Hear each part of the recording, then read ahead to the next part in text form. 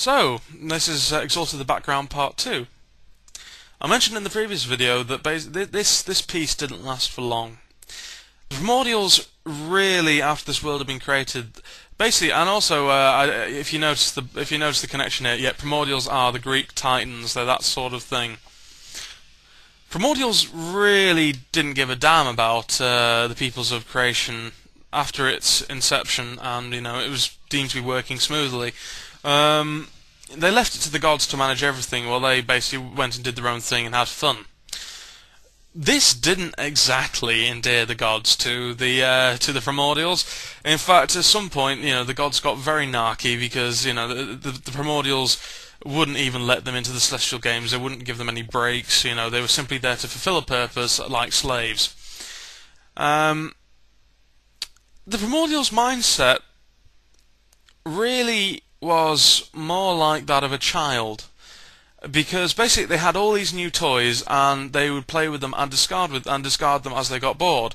So the gods who'd been left to do this role, who were still young beings themselves, who probably shared the same mindset, well, as you can imagine, the terrible twos kicked in and there was a huge rebellion.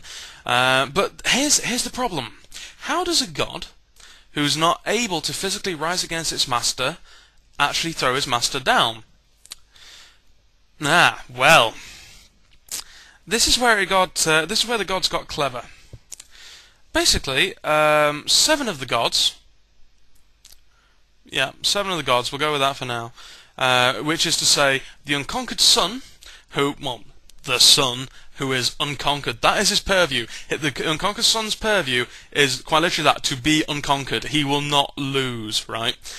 Luna, or the basically the change of sort of the moon god, a man at one moment, a woman at another, Hermine the next. Basically a complete shifter, a personality changes, all this sort of stuff. Basically, typical moon god.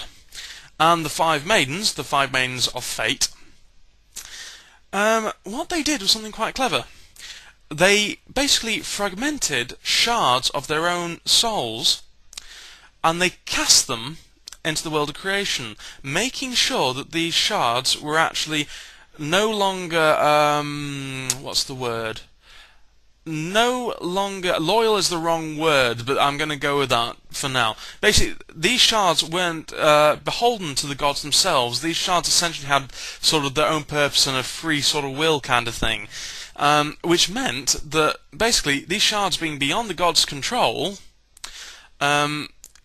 anybody who possessed these shards would actually be able to go up against the primordials and they wouldn't be breaking any rules.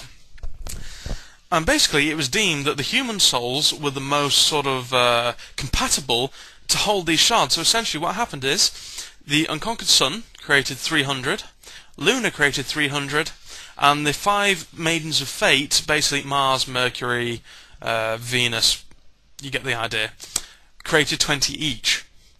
And these shards would seek out human souls, humans of great destiny, and they would sort of latch onto them.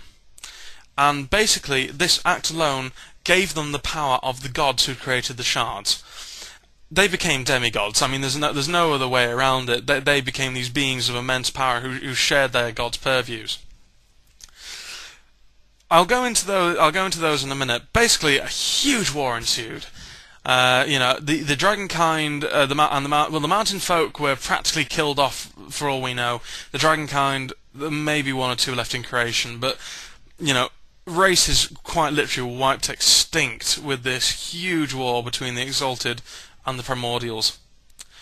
I mean, let's face it. I mean, the Solars and the Lunas were created as god killers. I mean, this is the level of power they were wielding. Eventually, they cast the primordials from their place in Yushan after millennia of war. And, well, here's where, and this is a bit of a spoiler, this will have spoilers in it, so if you're a player, ignore this part, but I think this is bloody ingenious, so I'm going to say it anyway. The primordials made a slight error. You see, the primordials never actually expected to die. So when the primordials wrote the rules for reincarnation, they basically didn't write themselves into those rules of reincarnation, and being physical themselves, they're tied to creation. We have a problem. So essentially, when the primordials died, they couldn't reincarnate like everything else. They've suddenly become an enigma in their own world. So, crap. What do they do? Well, essentially what happens is something quite bizarre. As primordials are cast down into, well, basically, something, a sort of a twilight state, something happens. The consciousness eye, come together, and they seem to realize that they made one critical error when they created creation. They made sentient life. If they hadn't made sentient life, none of this could have happened. And in that split second, a mirror image of creation was born, which basically was the underworld, a ghostly realm that would actually capture souls and all this sort of stuff. And the primordials who died became known as the Neverborn, floating in this underworld, unable to actually return to a proper state. They were in limbo. Some of the primordials sort of surrendered and became known as the Yozi, who were trapped in trapped basically in the belly of a demon. I haven't really read too much into this. However, two of the primordials were actually... Sorry, I know this is complex.